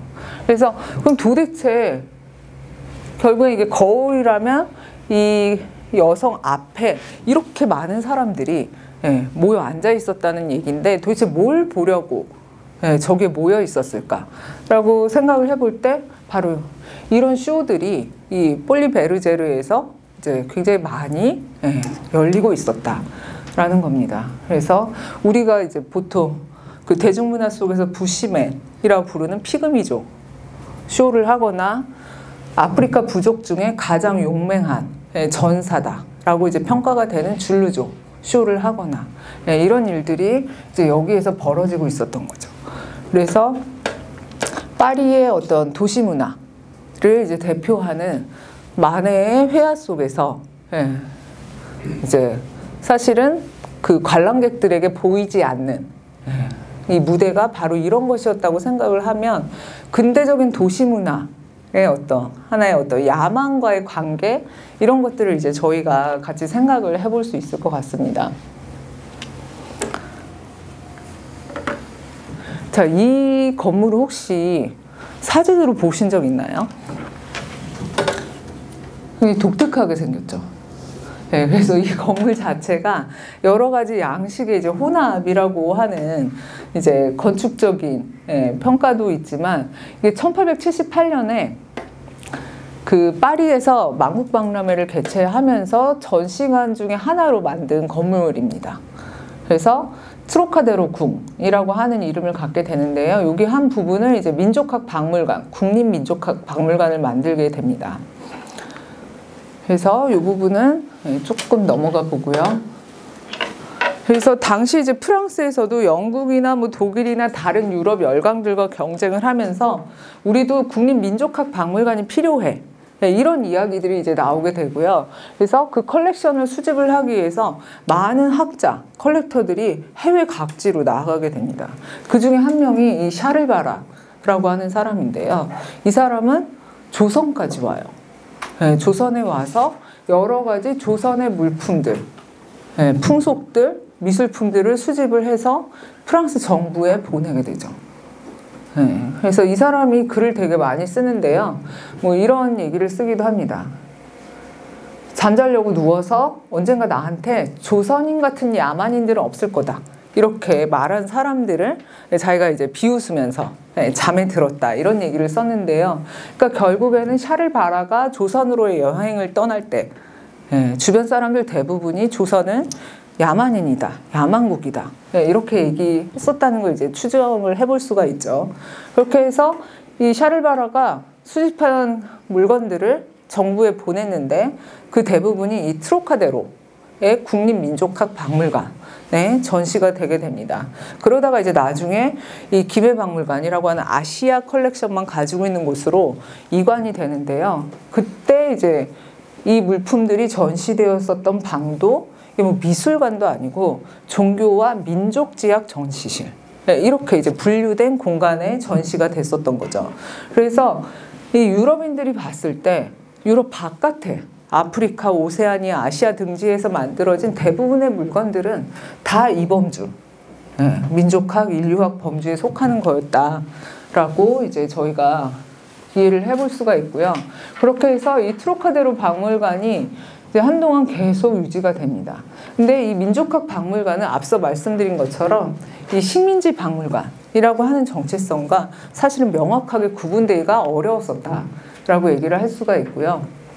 그리고 1937년에 이게 이제 건물이 낡아서 이 트로카데로 궁을 철거를 하고 샤이오, 요겁니다. 우리가 이제 파리 가면 가장 많이 가보는 장소 중에 하나죠. 요거를 이제 건립을 해서 여기를 이제 요 30년대 후반부터 인간박물관으로 이제 변경을 하게 됩니다. 근데 이제 당시에 트로카데로의 관장, 그리고 여기 인간박물관에 관장을 했었던 분의 이제 확고한 입장은 뭐였냐면, 민족학 박물관은 바로 식민지 정책 차원의 프로파간다를 위한 수단이다. 이런 입장을 이제 공식적으로 계속 이야기하고 있었다는 거죠. 그러다가 이 인간박물관은 보시는 것 같은 우여곡절을 거쳐서 2015년에 이제 재개관을 하게 됩니다. 그래서 여전히 이런 형태의 박물관들이 유럽에는 계속 남아있다라고 이제 볼 수가 있고요. 마지막에 요 트로카데로 박물관과 관련된 이야기, 거의 후반부는 이 피카소하고 관련된 이야기라고 할 수 있습니다. 피카소 하면 어떤 사람으로 기억하세요? 저 눈이 딱 마주치셨어요.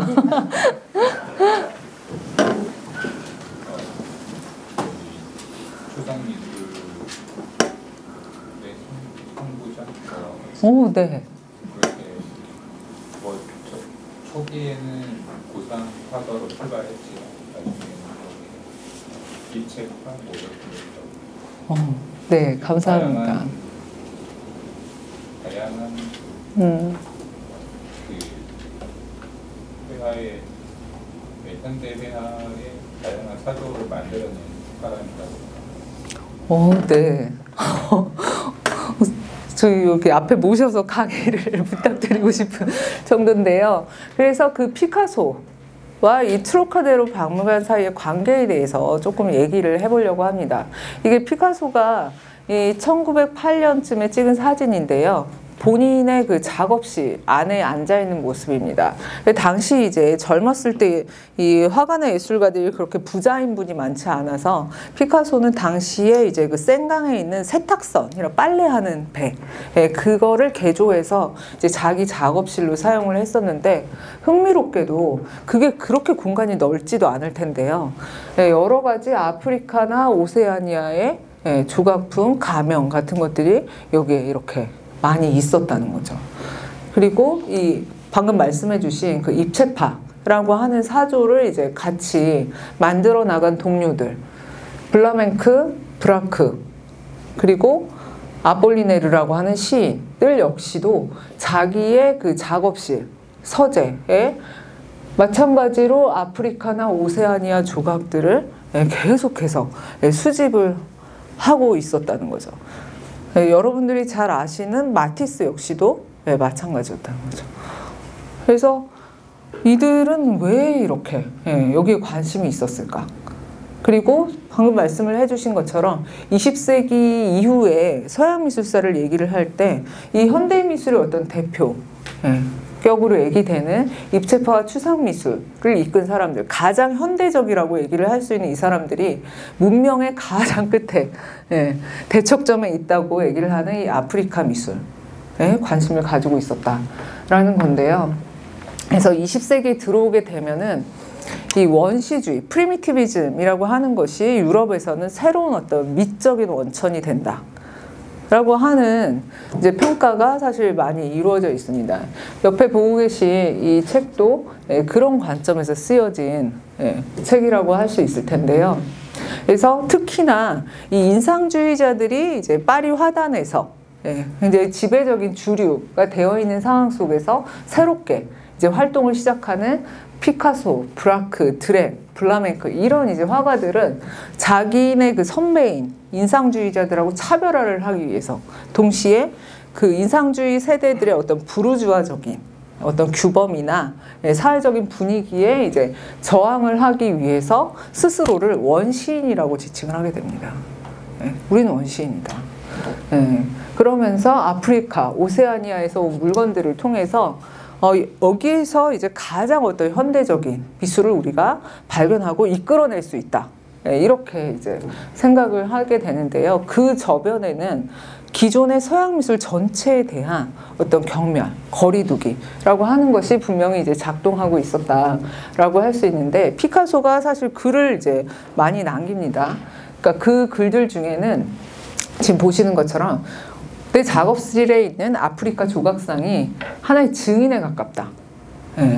그래서 그거에 대해서 이 다장이라고 하는 이 미술사학자가 뭐라고 해석을 하냐 하면, 이 조각상들이 피카소가 시대와 균열하면서 유럽 미술 전통에서 벗어나고 있는 것을 이제 목격하고 있는 증인이다.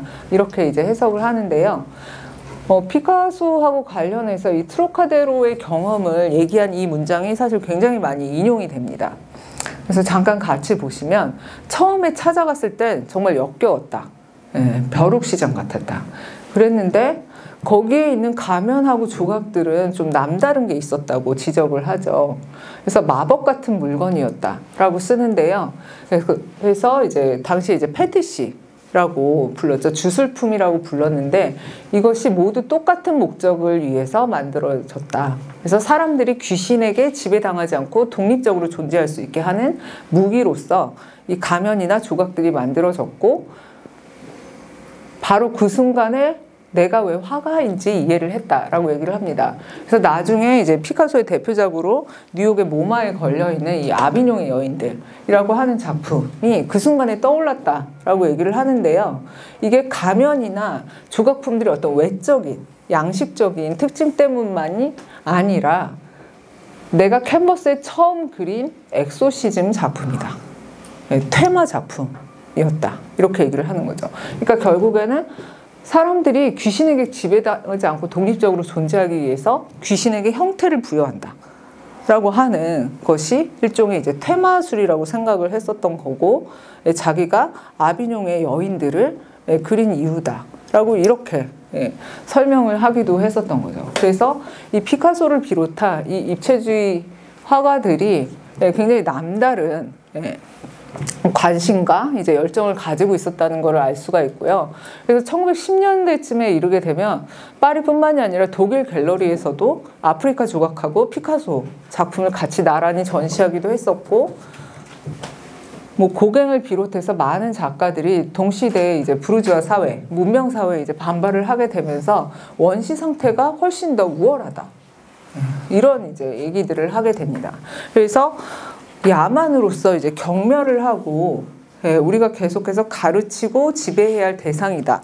이렇게 봤었던 시각들이 이 20세기 미술 속에서 이제 점점 바뀌고 있었다라고 얘기를 할 수가 있고요. 그리고 아폴리네르는 유럽 예술뿐만 아니라 이국의 예술들을 위해서도 뮤지엄이 필요하다라고 이제 주장을 하기까지 합니다. 그래서 그 결과물이라고 얘기를 할 수 있는 게 바로 이겁니다. 그 파리의 깨브랑리 지역에 들어가 있는 깨브랑리 자크 시라크 미술관이라고 하는 곳인데요. 이 건물은 장 누벨이라고 하는 건축가가 이제 설계를 한 거고요. 그래서 이 건축물 자체로도 굉장히 유명한 그런 미술관이기도 합니다. 그래서 자크 시라크 대통령이 이 뮤지엄을 만드는데 이제 굉장히 오랫동안 노력을 해서 만들게 되는데요. 그래서 이런 얘기들을 계속하죠. 민족 간의 위계 질서가 없듯이 예술에도 위계 질서는 없다.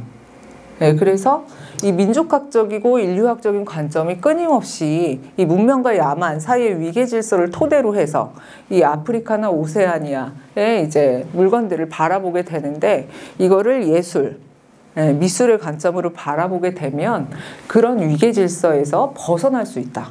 이런 생각을 했다고 볼 수가 있겠죠.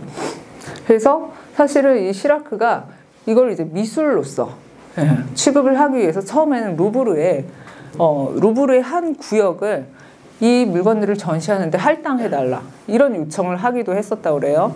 근데 거절을 당하죠. 거절 이유는 아주 명확합니다. 레비스토르스의 말을 이제 굉장히 완곡한 거였다고 할 수가 있고요. 이게 더 분명하겠죠. 루브르는 문명의 성취다. 그래서 원시사회의 공예품 따위를 여기다 전시할 수 없다라고 하는 거죠. 그래서 그렇게 거절당하고 나서 이 시라크가 이 인간박물관, 아프리카 오세아니아 미술관, 이거를 문을 닫아버립니다. 닫아버리고 여기에 있었던 소장품들을 전부 이 깨브랑리 콜렉션으로 모으게 됩니다. 프랑스는 이 법률상 가능해요. 한국은 이렇게 함부로 하면 안 됩니다. 네. 그래서 컬렉션을 모아서 전시를 하게 되는데요. 재밌는 거는 이 깨브랑리 미술관을 이제 탄생시키는데 인류학자나 민족학자가 아니라 미술사학자들이 굉장히 많이 관여를 했었다는 거죠. 그 얘기는 뭘까요? 그래서 미학적인 측면을 가장 중요하게 생각하는, 그래서 얘네는 더 이상 어떤 자연사적인 내지 인류학적, 민족학적 증거품이 아니라 그 나름대로의 예술적인 가치, 미적 가치들을 가지고 있는 물건들이다 라고 하는 그 큰 틀 안에서 전시가 이루어졌다 라고 얘기를 할 수가 있습니다. 그래서 앞서 말씀드린 것처럼 결국에는 예술에는 진보라고 하는 문명의 가장 이제 핵심적인 그 개념이 없다는 것을 강조하면서 모든 사회가 평등하다. 그렇기 때문에 깨브랑리는 문화적인 다양성을 옹호한다. 이런 주장을 하게 되는 거죠. 그래서 이거에 대해서는 사실은 논란이 굉장히 많았었어요. 어떤 부족에게서 가져온 물건을 그 맥락을 설명을 하지도 않고 마치 그냥 하나의 미술품처럼 그냥 이렇게 전시를 하는 게 그게 바로 올바른 일일까? 어떤 것 같으세요?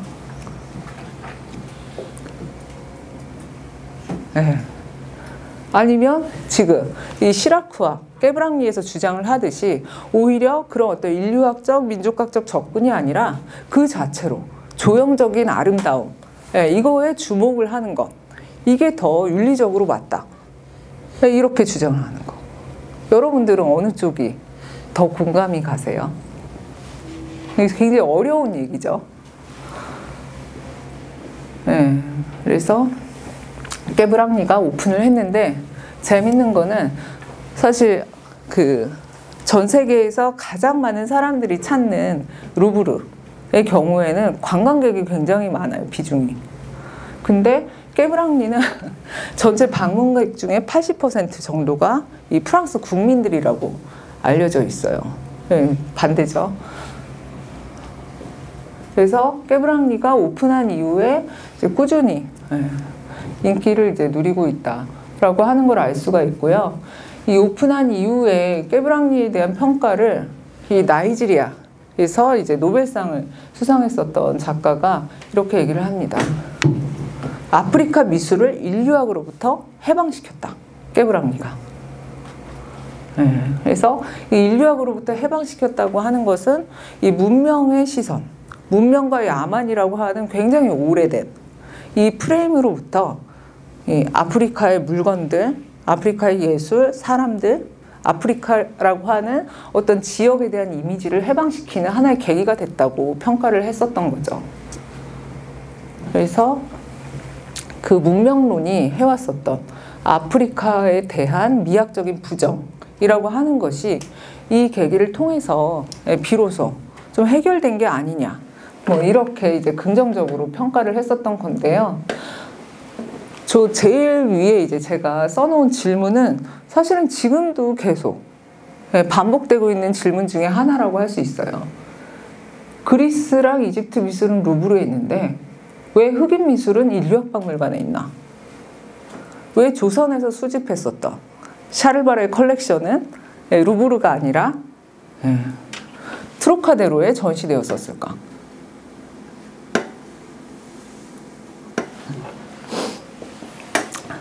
그래서 뭐 최근에는 이렇게 뮤지엄의 성찰을 요청을 하는 여러 가지 논의들이 이제 많이 나왔습니다.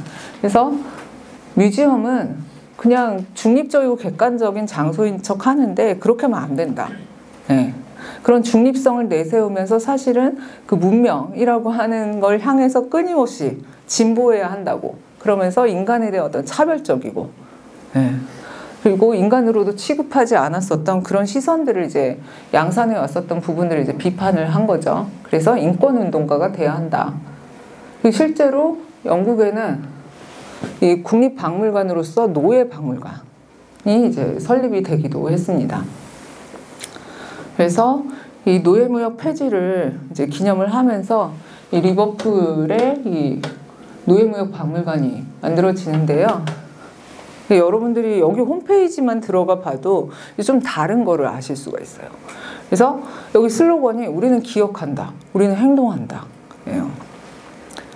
그래서 노예 무역과 관련된 거, 그리고 그게 현재 영국 사회에 어떤 영향을 미치고 있는지 이런 것까지 이제 다 이제 연구를 하고 사람들하고 이제 끊임없이 이제 소통을 하는 그런 거를 볼 수가 있는데요. 전시는 매우 심플하게 구성이 되어 있습니다. 그래서 첫 번째는 이제 아프리카, 그렇죠? 그러니까 노예무역 이전의 아프리카. 두 번째는 이 노예무역에 관한 거고, 세 번째는 현재, 그러니까 노예무역 이후, 즉 노예제도가 폐지된 이후에 현재의 모습까지를 다루고 있는. 그래서 마지막은 그 지금 영국에 살고 있는 아프리카의 후예들이 어떻게 이제 훌륭한 일을 많이 했고 미국과 유럽 사회에 기여하고 있는지 이런 부분들까지 이제 조명을 하는 걸로 전시가 마감이 되는 거죠. 다른 한편으로는 이런 운동이 이제 계속해서 벌어져 왔었습니다. 그래서 이른바 과학, 지식, 연구라고 하는 이름으로 박물관이나 미술관이 해왔었던 그 모든 활동들을 이 중립성이라고 하는 한마디로 다 정당화할 수 있을까? 그래서 거기에서 이제 애써 외면해 왔었던 이 윤리의 문제를 가지고서 우리가 뮤지엄의 전환을 한번 시도해 볼 필요가 있다라고 해서 그런 운동들이 이제 벌어지기도 했었죠. 슬로건은 굉장히 단순해요. 뮤지엄은 중립적이지 않다. 해시태그 운동으로 이제 벌어졌었던 거고요. 그래서 결국에는 그 인종차별, 그리고 박물관, 미술관이 어떻게 그 인종차별에 공모해 왔는지 이런 부분들을 이제 계속 얘기를 하는 건데 제가 이 긴 얘기를 하면 만약에 여러분들께서 뭐 우리랑은 크게 상관없는 얘기 아닌가? 뭐 이렇게 생각하실 것 같아서 불어 5분만 덧붙여서 말씀드리겠습니다. 이게 일본에서 일본 미술사라고 하는 책이 처음에 프랑스어로 쓰여요. 왜 그랬을까요? 일본어로 안 쓰고 만국박람회에 출품하기 위해서. 그래서 일본 미술사라고 하는 굉장히 두꺼운 책이 쓰여지는데 그래서 프랑스 사람들이 읽으라는 거죠. 그래서 일본에도 미술이 있다 라고 하는 거를 이제 증명을 하기 위해서. 그러다가 8년 뒤에야 이게 전체가 일본어로 번역이 됩니다. 그래서 이른바 서양 열강들에게 야만으로 취급받아왔었던 국가나 민족들은 우리도 문명이야 라고 하는 거를 어필하기 위해서 이제 여러 가지 활동을 벌이게 되는데 일본에서 했었던 그중 대표적인 활동이 바로 우리에게도 미술사가 있어 라는 것이었죠. 근데 재밌는 거는 일본이 조선에 대해서는 조선의 예술사는 거의 망했어 라고 하는 주장을 펼치게 됩니다. 관련된 문헌들이 적지가 않아요. 특히나 조선시대는 이 정부가 부패하고 혼란스럽기 때문에 예술이 번성할 수 있는 여건이 아니었다 라고 하는 거를 주장을 하면서 그 다음에 나오는 주장은 굉장히 자연스럽게 그래서 일본이 대신 이 예술을 보호하고 진흥시키겠다라고 하는 걸로 넘어가게 됩니다. 그래서 궁극적으로는 이 일본의 식민 지배의 어떤 문화적 정당성이라고 하는 부분들이 이제 만들어지게 되고요. 그래서 이런 것들을 이제 박물관을 기점으로 한 이 식민지 여행을 통해서 자국 국민들 그리고 식민지에 있는 많은 사람들이 이제 경험을 하는 게 필요하다라고 하는 선전 캠페인을 대대적으로 펼치기도 했었습니다.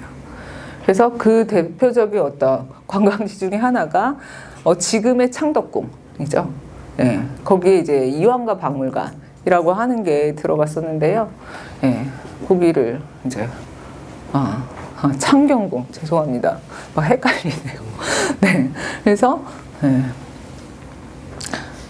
이게 당시에 일본 박물관 협회에서 그 조선으로의 수학여행을 독려하면서 이제 작성했었던 이제 문서들인데요. 그래서 식민지 여행을 할 때 박물관에 먼저 갔다가 그 다음에 이렇게 쭉 둘러봐라 뭐 이런 얘기를 하고 있는 거죠. 그래서 그거를 하게 되면은 내지 일본 본토죠 하고 조선이 고대부터 하나가 될 운명이었다 이런 것들을 자연스럽게 확인할 수 있게 된다라고 이제 선전을 하게 됩니다. 그리고 그 끝에 이 창경궁, 이완가 박물관, 이완가 미술관 여기를 꼭 가보라고 얘기를 하고 있는데요. 특히나 이제 창경궁은 일본화된 조선 풍경을 집약한 낙원이었다. 이렇게 이제 광고를 하면서 그러니까 결국엔 식민 지배를 통해서 이제 조선이 이렇게 좋아졌다라고 하는 증거로 썼었던 거죠. 그래서 조선의 어떤 미술사 없음, 쇠락함 이런 것들을 한편으로 강조하면서 조선에서 인류학 조사를 대대적으로 펼치게 됩니다. 이와 관련해서 이제 많은 분들이 연구를 하셨는데요. 이 인류학 조사를 할 때 당시에는 이 형질 인류학이라고 해서 아까 뭐 두개골이나 피부 표본 되게 많이 서양 사람들도 수집했다고 그랬잖아요. 그래서 당시 일본 인류학자들이 와서 조선 사람들의 이 체형, 골격 이런 것들을 이제 연구하기 위해서 이런 사진들을 굉장히 많이 찍었어요. 근데 이게 지금 어디 남아있냐 하면 국립중앙박물관 수장고에 있어요. 그래서 이제 국립박물관에서는 홈페이지에다가 얘네들을 지금 다 원본 그 디지털화 해서 올려놓고 있습니다. 그래서 이렇게 했고, 이런 사진들이 굉장히 많이 남아있죠. 그래서 이런 인류학 조사를 대대적으로 펼쳤다고 하는 것은 저희의 그 지금까지의 이야기로 미루어 봤을 때 결국에는 일본 사람들이 이 조선을 그리고 조선 사람들을 하나의 야만으로서 이제 발명하기 위해서 여러 가지 학문적인 방법들을 다 사용을 했었구나라고 하는 걸 알 수가 있고요. 그리고 이 박람회에서 이제 조선 사람들을 전시를 하게 됩니다. 근데 이거는 이제 국내에는 없는 사진인데요. 외국 연구자가 소개한 사진이에요. 그래서 1903년에 일본 국내에서 이제 개최됐었던 이 박람회에서 이 조선 사람들이라고 이렇게 소개가 되는데 여기 식인종이라고 되어 있어요. 그래서 이 조선인들을 야만으로서 이 발명해내는 과정에서 가장 야만이라고 생각할 수 있는 이미지로서 이제 식인종으로 이제 전시를 했고, 그래서 전통 의상하고도 사실은 거리가 있죠. 그리고 이 창경궁 안에다가 박물관, 동물원, 식물원을 이제 개관을 하게 됩니다. 그래서 여기 당시에 이양가 박물관 건물의 모습이고요. 왕궁 안에 있었던 동물 축사들, 그리고 동물들을 이제 전시를 했었던 동물원의 모습입니다. 그리고 저 이양가 박물관에 있었던 것을 1937년, 8년 요 시점에 다 이제 덕수궁으로 옮기게 돼요. 근데 이양가 박물관에 있었던 컬렉션은 대부분 근대 이전에 뭐 도자기나 회화나 이런 것들, 공예품들이 굉장히 많이 있었는데요. 그거를 덕수궁으로 옮기면서 하나 새로운 컬렉션을 추가를 하게 됩니다. 그게 뭐냐 하면은 현대 일본 작가들의 미술 작품들.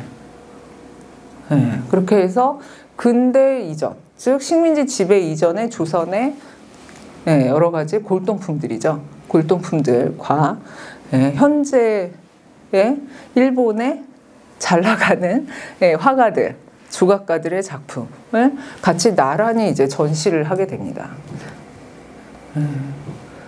그래서 이제 앞서 말씀드렸던 그 이른바 내선일체라고 하는 것이 과거의 조선과 현재의 일본의 결합을 통해서 이렇게 시각화된다라고 하는 것들을 이제 보여줬었던 장소로 이 덕수궁의 이양가 미술관이 이제 활용이 됐었다라고 할 수가 있고요.